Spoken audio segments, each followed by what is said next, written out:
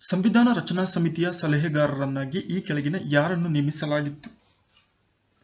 ಸರಿ ಉತ್ತರ ಬಿ.ಎನ್. ರಾಯ್. 1946ರಲ್ಲಿ ಭಾರತ ಸಂವಿಧಾನವನ್ನು ರೂಪಿಸುವಲ್ಲಿ ಸಂವಿಧಾನ ಸಭೆಯ ಸಂವಿಧಾನ ಸಲಹೆಗಾರರನ್ನಾಗಿ ಬಿ.ಎನ್. ರಾವ್ ನೇಮಕಗೊಳ್ತಾರೆ. ಅದಾದ ನಂತರ ಕರಡು ಸಮಿತಿಯ ಮುಖ್ಯಸ್ಥರನ್ನಾಗಿ ಡಾಕ್ಟರ್ ಬಿ.ಆರ್. ಅಂಬೇಡ್ಕರ್ ಅವರನ್ನ ನೇಮಕ ಮಾಡಲಾಗುತ್ತೆ. 1949 ನವೆಂಬರ್ 26ರಂದು ಭಾರತ ಸಂವಿಧಾನವನ್ನು ಅಂಗೀಕರಿಸಲಾಯಿತು. ಜನವರಿ 26, 1950ರಲ್ಲಿ ಸಂವಿಧಾನ ಜಾರಿಗೆ ಬಂದಿತು. ರಾಜ್ಯಸಭಾ ಸದಸ್ಯರ ಚುನಾವಣಾ ವಿಧಾನವನ್ನು ಈ ಕೆಳಕಂಡ ಯಾವ ದೇಶದ ಸಂವಿಧಾನದಿಂದ ಎರವಲು ಪಡೆಯಲಾಗಿದೆ? ಸರಿ ಉತ್ತರ ದಕ್ಷಿಣ ಆಫ್ರಿಕಾ ಸಂವಿಧಾನ. ರಾಜ್ಯಸಭೆಯನ್ನ ಶಾಶ್ವತ ಸದನ ಅಂತ ಕರೀತಾರೆ. ಈ ಒಂದು ರಾಜ್ಯಸಭೆಗೆ ಸದಸ್ಯರನ್ನ ಆಯ್ಕೆ ಮಾಡುವಂತಹ ಚುನಾವಣಾ ವಿಧಾನಕ್ಕೆ ಸಂಬಂಧಪಟ್ಟಂತಹ ಮಾಹಿತಿಯನ್ನ ದಕ್ಷಿಣ ಆಫ್ರಿಕಾ ಸಂವಿಧಾನದಿಂದ ಎರವಲಾಗಿ ಪಡೆದು ಭಾರತ ಸಂವಿಧಾನದಲ್ಲಿ ಅಳವಡಿಸಲಾಗಿದೆ. ಸಂವಿಧಾನದ ಭಾಗ 15 ಈ ಕೆಳಕಂಡ ಯಾವುದಕ್ಕೆ ಸಂಬಂಧಿಸಿದೆ? ಸರಿ ಉತ್ತರ ಚುನಾವಣೆಗಳು. 324ನೇ ವಿಧಿ ಅನ್ವಯ ಭಾರತದಲ್ಲಿ ಚುನಾವಣೆಗಳು ನಡೆಯುವಂಥ ಪ್ರಕ್ರಿಯೆ, ಅದು ಸಂಸತ್ತಿಗಿರಬಹುದು, ರಾಜ್ಯ ವಿಧಾನಸಭೆಗಳಿಗಿರಬಹುದು, ರಾಷ್ಟ್ರಪತಿ ಚುನಾವಣೆಗಳು ಮತ್ತು ಉಪರಾಷ್ಟ್ರಪತಿ ಚುನಾವಣೆಗಳು, ಇವೆಲ್ಲವುಗಳ ಬಗ್ಗೆ ನಾವು ಸಂವಿಧಾನದ ಭಾಗ 15ರಲ್ಲಿ ನೋಡುತ್ತೇವೆ. ಈ ಕೆಳಕಂಡ ಯಾವ ವಿಷಯವು ರಾಜ್ಯ ನಿರ್ದೇಶಕ ತತ್ವಗಳ ಅಡಿಯಲ್ಲಿ ಸೇರುವುದಿಲ್ಲ? 4 ವಿಷಯಗಳನ್ನು ಕೊಟ್ಟಿದ್ದಾರೆ. ಇದರಲ್ಲಿ directive principles of state policy ಅಡಿಯಲ್ಲಿ ಬರದೇ ಇರುವಂಥದ್ದು ವಯಸ್ಕರ ಶಿಕ್ಷಣ. ಸುಖಿ ರಾಜ್ಯದ ಪರಿಕಲ್ಪನೆಯನ್ನು ಹೊಂದಿರುವಂಥದ್ದು ರಾಜ್ಯ ನಿರ್ದೇಶಕ ತತ್ವಗಳಾಗಿದ್ದು, ಇದರಲ್ಲಿ ವಯಸ್ಕರ ಶಿಕ್ಷಣ ಅದರ ವ್ಯಾಪ್ತಿಯಲ್ಲಿ ಬರುವುದಿಲ್ಲ. ಬದಲಾಗಿ ಬಡವರಿಗೆ ಕಾನೂನು ನೆರವು, ಶ್ರಮಿಕರಿಗೆ ಕನಿಷ್ಠ ಕೂಲಿ, ಕಡ್ಡಾಯ ಪ್ರಾಥಮಿಕ ಶಿಕ್ಷಣ ಇವೆಲ್ಲವೂ ಕೂಡ ರಾಜ್ಯ ನಿರ್ದೇಶಕ ತತ್ವಗಳ ಅಡಿಯಲ್ಲಿ ಬರುವಂಥ ವಿಷಯಗಳಾಗಿದ್ದಾವೆ. ಭಾರತದ ರಾಷ್ಟ್ರೀಯ ಆದಾಯಕ್ಕೆ ಅತಿ ಹೆಚ್ಚಿನ ಕೊಡುಗೆ ನೀಡುವ ಕ್ಷೇತ್ರ ಯಾವುದು? ಆರ್ಥಿಕತೆಯಲ್ಲಿ ನಾವು 3 ವಲಯಗಳನ್ನಾಗಿ ವಿಂಗಡಣೆ ಮಾಡ್ತೀವಿ: ಪ್ರಾಥಮಿಕ ವಲಯ, ದ್ವಿತೀಯ ವಲಯ ಮತ್ತು ತೃತೀಯ ವಲಯ. ಇದರಲ್ಲಿ ರಾಷ್ಟ್ರೀಯ ಆದಾಯಕ್ಕೆ ಅತಿ ಹೆಚ್ಚಿನ ಕೊಡುಗೆಯನ್ನು ನೀಡುವಂತಹ ಕ್ಷೇತ್ರ ತೃತೀಯ ವಲಯವಾಗಿದ್ದು, ಇದನ್ನು ಸೇವಾ ವಲಯ ಅಂತಲೂ ಕೂಡ ಕರಿತೀವಿ. ಸೇವಾ ಕ್ಷೇತ್ರದಿಂದ ಹೆಚ್ಚಿನ ಪ್ರಮಾಣದಲ್ಲಿ ದೇಶಕ್ಕೆ ಆದಾಯ ಬರುತ್ತದೆ. ಈ ಕೆಳಗಿನ ಯಾವುದು ಭಾರತದ ಪ್ರಥಮ ಕಾರ್ಮಿಕ ಸಂಘವಾಗಿದೆ? ಇದಕ್ಕೆ ಸರಿ ಉತ್ತರ ಅಖಿಲ ಭಾರತ ಕಾಂಗ್ರೆಸ್ ಕಾರ್ಮಿಕ ಸಂಘ ಏನಿದೆ, ಇದು ಭಾರತದ ಪ್ರಥಮ ಕಾರ್ಮಿಕ ಸಂಘವಾಗಿದೆ. ಭೂಮಿಯ ಮೇಲೆ ಕಳೆದ 200 ವರ್ಷಗಳಿಂದ ಮಳೆ ಬೀಳದ ಪ್ರದೇಶ ಎಲ್ಲಿದೆ? ಇದಕ್ಕೆ ಸರಿ ಉತ್ತರ ಅಟಕಾಮ ಮರುಭೂಮಿ. ದಕ್ಷಿಣ ಅಮೆರಿಕ ಭೂಖಂಡದಲ್ಲಿರುವಂತಹ ಒಂದು ವಿಶಾಲವಾದಂತಹ ಒಣ ಪೀಠಭೂಮಿಯಾಗಿದ್ದು, ಈ ಪ್ರದೇಶವು ಜಗತ್ತಿನಲ್ಲಿ ಅತಿ ಹೆಚ್ಚು ವರ್ಷಗಳಿಂದ ಮಳೆಯನ್ನು ಕಾಣದಂತಹ ಪ್ರದೇಶವಾಗಿದೆ. ಭಾರತದ ಶೇಕಡವಾರು ಅರಣ್ಯ ಪ್ರದೇಶ ಎಷ್ಟಿದೆ? ಇದಕ್ಕೆ ಸರಿಯಾದಂತಹ ಆಯ್ಕೆ 21.67% ಪ್ರಸ್ತುತ ಭಾರತದಲ್ಲಿ ಅರಣ್ಯ ಪ್ರದೇಶವನ್ನ ನಾವು ಕಾಣ್ತೀವಿ. ಇದು ಭಾರತದ ಒಟ್ಟು ವಿಸ್ತೀರ್ಣದ 2.89% ವ್ಯಾಪ್ತಿಯನ್ನ ಹೊಂದಿದೆ ಅರಣ್ಯ ಪ್ರದೇಶ. ದೇಶದ ಪ್ರಥಮ ವಿವಿಧೋದ್ದೇಶ ನದಿ ಕಣಿವೆ ಯೋಜನೆ ಯಾವುದು? ಬಾಕ್ರಾನಂಗಲ್, ಹಿರಾಕೂಡ್, ತುಂಗಭದ್ರಾ, ದಾಮೋದರ್.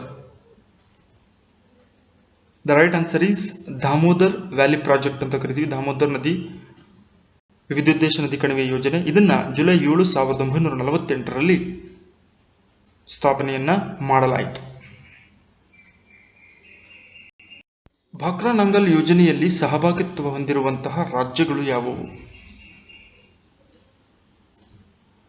ಆಯ್ಕೆ 4 ಹರಿಯಾಣ, ಪಂಜಾಬ್, ರಾಜಸ್ಥಾನ್, ಚಂಡೀಗಢ, ದೆಹಲಿ. ಸೊ ಈ ಬಾಕ್ರಾನಂಗಲ್ ಡ್ಯಾಮ್ ಏನಿದೆ, ಇದರ ಕಟ್ಟುವಿಕೆಯಲ್ಲಿ ಸಹಭಾಗಿತ್ವವನ್ನು ಹೊಂದಿರುವಂತಹ ಜಿಲ್ಲೆಗಳು ಹರಿಯಾಣ, ಪಂಜಾಬ್, ರಾಜಸ್ಥಾನ್, ಚಂಡೀಗಢ ಮತ್ತು ದೆಹಲಿ. ಭಾರತದಲ್ಲಿ ಅತಿ ಹೆಚ್ಚು ಮ್ಯಾಂಗನೀಸ್ ಉತ್ಪಾದಿಸುವ ರಾಜ್ಯ ಯಾವುದು? ಒರಿಸ್ಸಾ, ಕರ್ನಾಟಕ, ಮಹಾರಾಷ್ಟ್ರ, ಆಂಧ್ರಪ್ರದೇಶ್. ಇದಕ್ಕೆ ಸರಿಯಾದಂತಹ ಉತ್ತರ ಒರಿಸ್ಸಾ. 37%ನಷ್ಟು ಭಾರತದಲ್ಲಿ ಒಟ್ಟು ಉತ್ಪಾದನೆಯಾಗುವ ಮ್ಯಾಂಗನೀಸ್ನಲ್ಲಿ ಒರಿಸ್ಸಾ ರಾಜ್ಯವೇ ಉತ್ಪಾದನೆಯನ್ನು ಮಾಡುತ್ತೆ. 2ನೇ ಸ್ಥಾನ ಮಹಾರಾಷ್ಟ್ರ, 3ನೇದು ಮಧ್ಯಪ್ರದೇಶ, 4 ಕರ್ನಾಟಕ. ಬಂಗರ್ ಎಂದರೆ ಅರ್ಥವೇನು? ಮಣ್ಣಿಗೆ ಸಂಬಂಧಪಟ್ಟಂತಹ ಒಂದು ಪ್ರಶ್ನೆಯಾಗಿದೆ. ಇದಕ್ಕೆ ಸರಿಯಾದಂತಹ ಅರ್ಥ ಹಳೆಯ ಮೆಕ್ಕಲು ಮಣ್ಣು. ನದಿಗಳು ತಂದು ಹರಡುವಂತಹ ನದಿ ಮುಖಜಭೂಮಿ ಪ್ರದೇಶಗಳಲ್ಲಿರುವಂತಹ ಮಣ್ಣನ್ನು ಮೆಕ್ಕಲು ಮಣ್ಣು ಅಂತ ಕರಿತೀವಿ. ಅದರಲ್ಲಿ 2 ವಿಧ, ಬಂಗರ್ ಮತ್ತು ಕಾದರ್ ಅಂತ ಕರಿತೀವಿ. ಈ ಬಂಗರ್ ಎನ್ನುವಂತಹ ಮಣ್ಣೇನಿದೆ ಹಳೆಯ ಮೆಕ್ಕಲು ಮಣ್ಣಾಗಿದ್ದು ಅಷ್ಟೊಂದು ಫಲವತ್ತತೆಯನ್ನು ಹೊಂದಿರುವುದಿಲ್ಲ. ಇನ್ನು ಕಾದರ್ ಎನ್ನುವಂಥದ್ದು ಹೊಸ ಮೆಕ್ಕಲು ಮಣ್ಣಾಗಿದ್ದು ಇದು ಹೆಚ್ಚು ಪೋಷಕಾಂಶಗಳನ್ನು ಹೊಂದಿರುವಂತಹ ಫಲವತ್ತತೆಯನ್ನು ಹೊಂದಿರುವಂತಹ ಮಣ್ಣಾಗಿರುತ್ತದೆ. ಗ್ರಾಹಕರ ಹಿತರಕ್ಷಣೆಗೆ 1986ರಲ್ಲಿ ಜಾರಿಗೆ ಬಂದ ಕಾಯ್ದೆ ಯಾವುದು? ಇಂಡಿಯನ್ ಸ್ಟ್ಯಾಂಡರ್ಡ್ ಸಂಸ್ಥೆ, ಸಹಕಾರ ಸಂಘಗಳ ಕಾಯ್ದೆ, ವ್ಯವಸಾಯ ಉತ್ಪನ್ನ ಮಾರುಕಟ್ಟೆ, ಗ್ರಾಹಕರ ರಕ್ಷಣಾ ಕಾಯ್ದೆ. ಸರಿಯಾದ ಉತ್ತರ ಗ್ರಾಹಕರ ರಕ್ಷಣಾ ಕಾಯ್ದೆ, ಕನ್ಸ್ಯೂಮರ್ ಪ್ರೊಟೆಕ್ಷನ್ ಆ್ಯಕ್ಟ್ ಅಂತ ಕರಿತೀವಿ. ಇದು 1986ರಲ್ಲಿ ಜಾರಿಗೆ ಬರುತ್ತೆ. ಗ್ರಾಹಕರ ಹಿತಾಸಕ್ತಿಗಳನ್ನು ಕಾಪಾಡೋದು ಇದರ ಮೂಲ ಉದ್ದೇಶವಾಗಿದೆ. ಹಾಗೆಯೇ ಗ್ರಾಹಕರಿಗೆ ಸಂಬಂಧಪಟ್ಟಂತಹ ಕುಂದುಕೊರತೆಗಳ ಇತ್ಯರ್ಥಕ್ಕಾಗಿ ಅದಕ್ಕೆ ಸಂಬಂಧಪಟ್ಟಂಥ ವಿಷಯಗಳಿಗಾಗಿ ಗ್ರಾಹಕ ಮಂಡಳಿಗಳನ್ನು ಸ್ಥಾಪಿಸಿ ಅಧಿಕಾರಿಗಳ ಸ್ಥಾಪನೆಗಾಗಿ ಈ ಒಂದು ಕಾಯ್ದೆಯ ಮೂಲ ಉದ್ದೇಶವನ್ನು ಹೊಂದಿತ್ತು. ಭಾರತದಲ್ಲಿ ಪಕ್ಷಾಂತರ ನಿಷೇಧ ಕಾಯ್ದೆ ಜಾರಿಗೆ ಬಂದಂತಹ ವರ್ಷ ಯಾವುದು? ಸರಿಯಾದ ಉತ್ತರ 1985. 1985ರಲ್ಲಿ ಪಕ್ಷಾಂತರ ನಿಷೇಧ ಕಾಯ್ದೆ ಜಾರಿಗೆ ಬಂತು. ಅಂದರೆ ಪಕ್ಷಾಂತರ ನಿಷೇಧ ಕಾಯ್ದೆ ಅಂದರೆ ರಾಜಕೀಯ ಪಕ್ಷದಿಂದ ಆಯ್ಕೆಯಾಗುವ ಯಾವುದೇ ಶಾಸಕ ಅಥವಾ ಸಂಸದರು ತಾನು ಆಯ್ಕೆಯಾದ ಶಾಸಕ ಸ್ಥಾನಕ್ಕೆ ರಾಜೀನಾಮೆ ನೀಡದೆ ಇನ್ನೊಂದು ರಾಜಕೀಯ ಪಕ್ಷಕ್ಕೆ ಸೇರಿದರೆ ಅದನ್ನು ಪಕ್ಷಾಂತರ ಅಂತ ಕರಿತೀವಿ. ಈ ರೀತಿ ಪಕ್ಷಾಂತರ ನಿಷೇಧ ಕಾಯ್ದೆಯ ಅನ್ವಯ ತಾನು ಒಂದು ಪಕ್ಷದಲ್ಲಿ ಇದ್ದುಕೊಂಡೇ ಇನ್ನೊಂದು ಪಕ್ಷಕ್ಕೆ ಸೇರ್ಪಡೆಯಾಗಲಿಕ್ಕೆ ಬರುವುದಿಲ್ಲ.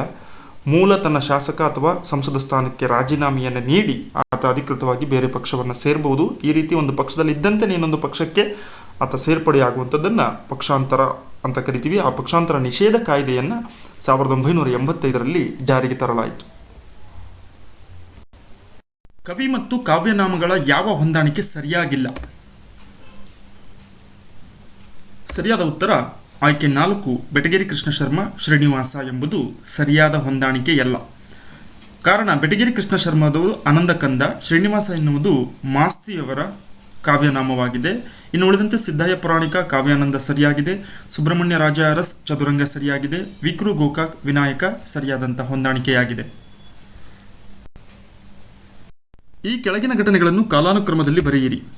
ಕ್ವಿಟ್ ಇಂಡಿಯಾ ಚಳುವಳಿ, ಜಲಿಯನ್ ವಾಲಾಬಾಗ್, ಬಂಗಾಳದ ವಿಭಜನೆ, ಅಸಹಕಾರ ಚಳುವಳಿ.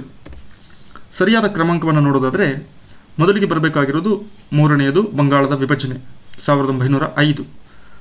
ಹಾಗೆಯೇ 2ನೆಯ ಘಟನೆ ಜಲಿಯನ್ ವಾಲಾಬಾಗ್ ಹತ್ಯಾಕಾಂಡ 1919. 3ನೇದು ಅಸಹಕಾರ ಚಳುವಳಿ. 4ನೇದು ಕ್ವಿಟ್ ಇಂಡಿಯಾ ಮೂವ್ಮೆಂಟ್ 1942. ಈ ಕೆಳಗಿನವರಲ್ಲಿ ಭಾರತಕ್ಕೆ ಮೊದಲು ಭೇಟಿ ನೀಡಿದ ವಿದೇಶಿ ಪ್ರವಾಸಿಗ ಯಾರು? ಮೆಗಸ್ತಾನಿಸ್, ಫಾಹಿಯಾನ್, ಅಲ್ಬೆರುನಿ, ಯುನೆತ್ಸಾಂಗ್. ಸರಿಯಾದ ಉತ್ತರ ಫಾಹಿಯಾನ್. ಫಾಹಿಯಾನ್ ಕ್ರಿಸ್ತಶಕ 405ರಿಂದ 411 ಅವಧಿಯಲ್ಲಿ ಭಾರತಕ್ಕೆ ಭೇಟಿಯನ್ನು ನೀಡಿರ್ತಾನೆ. ಚೀನಾದ ಬೌದ್ಧ ಯಾತ್ರಿಕನಾಗಿದ್ದು ಬುದ್ಧನಿಗೆ ಸಂಬಂಧಪಟ್ಟಂತಹ ಸ್ಥಳಗಳನ್ನು ಭೇಟಿ ನೀಡುವುದರ ಜೊತೆಗೆ ಬೌದ್ಧ ಸಾಹಿತ್ಯಕ್ಕೆ ತನ್ನದೇ ಆದಂತಹ ಕೊಡುಗೆಯನ್ನು ಕೂಡ ನೀಡಿದ್ದಾನೆ. ಈತನು ಭಾರತಕ್ಕೆ ಆಗಮಿಸಿದಂಥ ಸಂದರ್ಭದಲ್ಲಿ ಭಾರತವನ್ನು ಆಳ್ತಾ ಇದ್ದಂಥವನು 2ನೇ ಚಂದ್ರಗುಪ್ತ. ಮಾನವ ಅಭಿವೃದ್ಧಿ ಸೂಚ್ಯಂಕವನ್ನು ನಿರ್ಧರಿಸುವಲ್ಲಿ ಈ ಕೆಳಕಂಡ ಯಾವ ಮಾನದಂಡಗಳನ್ನು ಪರಿಗಣನೆ ಮಾಡಲಾಗುತ್ತದೆ? ಹ್ಯೂಮನ್ ಡೆವಲಪ್ಮೆಂಟ್ ಇಂಡೆಕ್ಸ್ ಅಂತ ಕರಿತೀವಿ. ಸೊ ಇದನ್ನು ನಿರ್ಧಾರ ಮಾಡಬೇಕಾದ್ರೆ 3 ಮಾನದಂಡಗಳನ್ನು ಪರಿಗಣನೆಯಾಗಿಟ್ಟುಕೊಳ್ಳಲಾಗುತ್ತೆ. ಒಂದು, ದೀರ್ಘ ಮತ್ತು ಆರೋಗ್ಯಪೂರ್ಣ ಬದುಕು, ಒಬ್ಬ ವ್ಯಕ್ತಿ ಪಡೆದಿರುವಂಥ ಶಿಕ್ಷಣದ ಗುಣಮಟ್ಟ, ಹಾಗೆಯೇ ಗುಣಮಟ್ಟದ ಜೀವನ ಅಂತ ಕರಿತೀವಿ.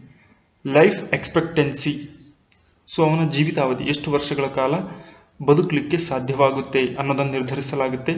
2ನೇದು ಆತ ಪಡೆದಿರುವಂಥ ಶಿಕ್ಷಣದ ಗುಣಮಟ್ಟ, ಕ್ವಾಲಿಟಿ ಆಫ್ ಎಜುಕೇಷನ್ ಯಾವ ರೀತಿ ಇದೆ ಆ ದೇಶದಲ್ಲಿ ಅನ್ನೋದನ್ನು ಮಾನದಂಡವಾಗಿ ತಗೊಳ್ತಾರೆ.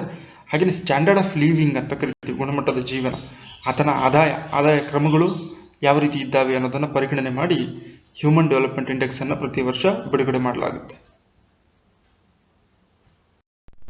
6ನೇ ಪ್ರಶ್ನೆ, ಅಂತಾರಾಷ್ಟ್ರೀಯ ನ್ಯಾಯಾಲಯದ ನ್ಯಾಯಾಧೀಶರನ್ನು ಆಯ್ಕೆ ಮಾಡುವಂತಹ ವಿಶ್ವಸಂಸ್ಥೆಯ ಅಂಗಸಂಸ್ಥೆ ಯಾವುದು? ಆಯ್ಕೆಗಳು ಸಚಿವಾಲಯ, ಅಂತಾರಾಷ್ಟ್ರೀಯ ನ್ಯಾಯಾಲಯ, ಭದ್ರತಾ ಮಂಡಳಿ ಮತ್ತು ಸಾಮಾನ್ಯ ಸಭೆ. ಸರಿಯಾದಂತಹ ಉತ್ತರ ಭದ್ರತಾ ಮಂಡಳಿ. ಈ ಭದ್ರತಾ ಮಂಡಳಿಯು ವಿಶ್ವಸಂಸ್ಥೆಯ ಸಚಿವ ಸಂಪುಟ ಎನ್ನುವ ಮಾದರಿಯಲ್ಲಿದ್ದು ಅತ್ಯಂತ ಪ್ರಭಾವಿ ಅಂಗ ಎನಿಸಿದೆ. ಇದರಲ್ಲಿ 15 ಮಂದಿ ಸದಸ್ಯರಿದ್ದು ಅವರ ಪೈಕಿ ಅಮೆರಿಕ ಸಂಯುಕ್ತ ಸಂಸ್ಥಾನ, ರಷ್ಯಾ, ಬ್ರಿಟನ್, ಫ್ರಾನ್ಸ್ ಮತ್ತು ಚೀನಾ ಕಾಯಂ ಸದಸ್ಯ ರಾಷ್ಟ್ರಗಳಾಗಿದ್ದಾವೆ. ಉಳಿದ 10 ಮಂದಿ ಕಾಯಂ ಅಲ್ಲದ ಸದಸ್ಯರನ್ನು 2 ವರ್ಷಗಳ ಅವಧಿಗೆ ಸಾಮಾನ್ಯ ಸಭೆ ಆರಿಸುತ್ತದೆ. ಜಾಗತಿಕ ಸಮಸ್ಯೆಗಳಿಗೆ ಶಾಂತಿಯುತ ಪರಿಹಾರವನ್ನು ಮಾಡೋದಕ್ಕೋಸ್ಕರ ಭದ್ರತಾ ಸಮಿತಿ ಯತ್ನಿಸುತ್ತದೆ. ಅವಶ್ಯಕವಿದ್ದರೆ ವಿಶ್ವಸಂಸ್ಥೆಯ ಶಾಂತಿ ಪಾಲನಾ ಪಡೆಯನ್ನು ಅಂತಾರಾಷ್ಟ್ರೀಯ ಶಾಂತಿ ಮತ್ತು ಸುವ್ಯವಸ್ಥೆಗೆ ನಿಯೋಜಿಸುವ ಕಾರ್ಯವೂ ಸಮೇತ ಇದರ ಒಂದು ಅಡಿಯಲ್ಲಿ ಬರುತ್ತದೆ. ಹಾಗೆಯೇ ಅಂತಾರಾಷ್ಟ್ರೀಯ ನ್ಯಾಯಾಲಯದ ನ್ಯಾಯಾಧೀಶರನ್ನು ಇದು ನೇಮಕ ಮಾಡುತ್ತದೆ ಹಾಗೂ ವಿಶ್ವಸಂಸ್ಥೆಯ ಮಹಾ ಕಾರ್ಯದರ್ಶಿಯ ಉಮೇದುವಾರಿಕೆಗೆ ಹೆಸರನ್ನು ಸೂಚಿಸುತ್ತದೆ. ನೆಕ್ಸ್ಟ್ ಕ್ವಶನ್, ಭಾರತವು ಉತ್ಪಾದಿಸುತ್ತಿರುವ ವಿದ್ಯುತ್ತಿನ ಮೂಲಗಳಲ್ಲಿ 2ನೇ ಸ್ಥಾನದಲ್ಲಿರುವಂಥ ಕ್ಷೇತ್ರ ಯಾವುದು? ಅಂದರೆ ಯಾವ ಕ್ಷೇತ್ರದ ಮೂಲಕ ಹೆಚ್ಚಿನ ವಿದ್ಯುತ್ತನ್ನು ಉತ್ಪಾದನೆ ಮಾಡ್ತಾರೆ, ಆ ಒಂದು ಕ್ಷೇತ್ರಗಳಲ್ಲಿ 2ನೇ ಸ್ಥಾನದಲ್ಲಿರುವಂಥ ಕ್ಷೇತ್ರ ಯಾವುದು? ಆಯ್ಕೆಗಳು: ಪವನ ವಿದ್ಯುತ್, ಶಾಖೋತ್ಪನ್ನ ವಿದ್ಯುತ್, ಹಾಗೆ ಜಲವಿದ್ಯುತ್ ಮತ್ತು ಅಣುವಿದ್ಯುತ್. ಇವುಗಳಲ್ಲಿ ಯಾವ ರೂಪದ ಮೂಲಕ ನಾವು 2ನೇ ಸ್ಥಾನದಲ್ಲಿ ವಿದ್ಯುತ್ತನ್ನು ಉತ್ಪಾದನೆ ಮಾಡುವಂತಹ ಪ್ರಕ್ರಿಯೆಯಲ್ಲಿದ್ದೇವೆ? ಸರಿಯಾದಂತಹ ಉತ್ತರ ಜಲವಿದ್ಯುತ್. ಭಾರತವು ಉತ್ಪಾದಿಸುತ್ತಿರುವಂತಹ ವಿದ್ಯುತ್ ಮೂಲಗಳಲ್ಲಿ ಜಲವಿದ್ಯುತ್ 2ನೇ ಸ್ಥಾನವನ್ನು ಹೊಂದಿದ್ದು, ಇದು ದೇಶವು 2011ರ ಪ್ರಕಾರ ಉತ್ಪಾದಿಸುತ್ತಿರುವಂಥ ಒಟ್ಟು ವಿದ್ಯುತ್ತಿನ 13.9% ಹೊಂದಿದೆ. ಹೀಗಾಗಿ ಹೆಚ್ಚಿನ ಪ್ರಮಾಣದಲ್ಲಿ ನಾವು ಶಾಖೋತ್ಪನ್ನ ಮಾರ್ಗದ ಮೂಲಕ, ಅಂದರೆ ಕಲ್ಲಿದ್ದಲನ್ನು ಉರಿಸುವಿಕೆಯ ಮೂಲಕ ಹೆಚ್ಚಿನ ವಿದ್ಯುತ್ತನ್ನು ಉತ್ಪಾದನೆ ಮಾಡಿದರೆ ಜಲವಿದ್ಯುತ್ತಿನಿಂದ 2ನೇ ಸ್ಥಾನದಲ್ಲಿ ಕಾಣಬಹುದು. ಭಾರತದ ಸ್ವಾತಂತ್ರ್ಯದ ಕಾಯ್ದೆ ಬ್ರಿಟಿಷ್ ಪಾರ್ಲಿಮೆಂಟ್ನಲ್ಲಿ ಅಂಗೀಕಾರವಾದುದು ಯಾವಾಗ? ಜುಲೈ 18, 1947ರಲ್ಲಿ ಭಾರತಕ್ಕೆ ಸ್ವಾತಂತ್ರ್ಯವನ್ನು ನೀಡುವಂಥ ಬಹುಮುಖ್ಯವಾದ ಭಾರತ ಸ್ವಾತಂತ್ರ್ಯ ಕಾಯ್ದೆ, ಇಂಡಿಯನ್ ಇಂಡಿಪೆಂಡೆನ್ಸ್ ಆ್ಯಕ್ಟ್ ಏನಿದೆ, ಇದು ಬ್ರಿಟಿಷ್ ಪಾರ್ಲಿಮೆಂಟ್ನಲ್ಲಿ ಜುಲೈ 18, 1947ರಲ್ಲಿ ಅಂಗೀಕಾರವನ್ನು ಪಡೆದುಕೊಳ್ಳುತ್ತೆ. ಅದರಂತೆ ಪಾಕಿಸ್ತಾನವನ್ನು ವಿಭಜನೆ ಮಾಡಿ 2 ಪ್ರತ್ಯೇಕ ರಾಷ್ಟ್ರಗಳನ್ನು ಸ್ವತಂತ್ರಗೊಳಿಸಬೇಕು ಅನ್ನುವಂತಹ ಬಹುಮುಖ್ಯ ಅಂಶ ಇದರಲ್ಲಿ ಸೇರ್ಪಡೆಯಾಗಿತ್ತು. ಸಂವಿಧಾನ ರಚನೆಕಾರರ ಮೂಲ ಆಶಯವನ್ನು ವಿವರಿಸುವ ಸಂವಿಧಾನದ ಭಾಗ ಯಾವುದು? ಅಂದರೆ ಒಟ್ಟಾರೆ ಸಂವಿಧಾನದ ಕೈಗನ್ನಡಿ ಅಂತ ಕರಿತೀವಿ. ಸೊ ಅವರ ಸಂವಿಧಾನ ರಚನೆಕಾರರ ಮೂಲ ಆಶಯವನ್ನು ತಿಳಿಸುವಂಥ ಸಂವಿಧಾನದ ಭಾಗ ಪ್ರಸ್ತಾವನೆ ಅಥವಾ ಪ್ರಿಯಂಬಲ್ ಅಂತ ಕರಿತೀವಿ. ಸೊ ಈ ಸಂವಿಧಾನದ ಪ್ರಸ್ತಾವನೆಯಲ್ಲಿ ಸಂವಿಧಾನ ಒಳಗೊಂಡಿರುವಂಥ ಮೂಲ ಆಶಯವನ್ನು ಸೂಕ್ಷ್ಮ ರೂಪದಲ್ಲಿ ನಮಗೆ ಹಿಡಿದಿಡುವಂಥ ಪ್ರಯತ್ನವನ್ನು ಪ್ರಸ್ತಾವನೆಯಲ್ಲಿ ಮಾಡಿದ್ದಾರೆ. ಈ ಕೆಳಗಿನ ಯಾವ ನಾಯಕ ಭಾರತೀಯ ರಾಷ್ಟ್ರೀಯ ಕಾಂಗ್ರೆಸ್ನ ಅಧ್ಯಕ್ಷರಾಗಿರಲಿಲ್ಲ? ದಾದಾಬಾಯಿ ನವರೋಜಿ, ಜವಾಹರ್ಲಾಲ್ ನೆಹರು, ಮೋತಿಲಾಲ್ ನೆಹರು, ಬಾಲ ಗಂಗಾಧರನಾಥ್ ತಿಲಕ್. ಸೊ ಸರಿಯಾದಂಥ ಆಯ್ಕೆ ಬಾಲ ಗಂಗಾಧರನಾಥ್ ತಿಲಕ್. ಇವರಲ್ಲಿ ಕಾಂಗ್ರೆಸ್ನ ಅಧ್ಯಕ್ಷರಾಗದೇ ಇರುವಂಥವರು. ಈ ಕೆಳಗಿನ ಘಟನೆಗಳ ಸರಿಯಾದ ಕ್ರಮವನ್ನು ತಿಳಿಸಿ. ರಾಜಧಾನಿಯನ್ನು ಕಲ್ಕತ್ತಾದಿಂದ ದೆಹಲಿಗೆ ವರ್ಗಾಯಿಸಿದ್ದು, ಸೂರತ್ ಅಧಿವೇಶನ, ಬಂಗಾಳದ ವಿಭಜನೆ, ಜಲಿಯನ್ ವಾಲಾಬಾಗ್ ಹತ್ಯಾಕಾಂಡ. ಇತಿಹಾಸದಲ್ಲಿ ಪ್ರಮುಖವಾಗಿ ಮೊದಲು ನಡೆದಂಥ ಘಟನೆ ಯಾವುದು ಅಂತ ಹೇಳಿದರೆ ಬಂಗಾಳದ ವಿಭಜನೆ 1905. ಅದಾದ ನಂತರ ಸೂರತ್ ಅಧಿವೇಶನ 1907. ಮೂರನೆಯದು ರಾಜಧಾನಿಯನ್ನು ಕಲ್ಕತ್ತಾದಿಂದ ದೆಹಲಿಗೆ ವರ್ಗಾಯಿಸಿದ್ದು 1911. ಕೊನೆಯದಾಗಿ ನಡೆದಂಥ ಘಟನೆ ಜಲಿಯನ್ ವಾಲಾಬಾಗ್ ಹತ್ಯಾಕಾಂಡ 1919. ಸರಿಯಾದ ಕಾಲಾನುಕ್ರಮಣಿಕೆ 3, 2, 1, 4. 14ನೇ ಪ್ರಶ್ನೆ, ಸಂವಿಧಾನದ ಎಷ್ಟನೇ ತಿದ್ದುಪಡಿಯ ಮೂಲಕ ದೇಶದಲ್ಲಿ ಏಕರೂಪ ಪಂಚಾಯತ್ ರಾಜ್ ವ್ಯವಸ್ಥೆ ಜಾರಿಗೆ ತರಲಾಯಿತು? ಆಯ್ಕೆಗಳು 72ನೇ ತಿದ್ದುಪಡಿ, 74ನೇ ತಿದ್ದುಪಡಿ, 71ನೇ ತಿದ್ದುಪಡಿ ಮತ್ತು 73ನೆಯ ತಿದ್ದುಪಡಿ. ಸಂವಿಧಾನದ ಯಾವ ತಿದ್ದುಪಡಿಯ ಮೂಲಕ ಏಕರೂಪ ಪಂಚಾಯತ್ ರಾಜ್ ವ್ಯವಸ್ಥೆಯನ್ನು ದೇಶದಲ್ಲಿ ಜಾರಿಗೆ ತರಲಾಯಿತು? ಸರಿಯಾದ ಉತ್ತರ 73ನೆಯ ತಿದ್ದುಪಡಿ.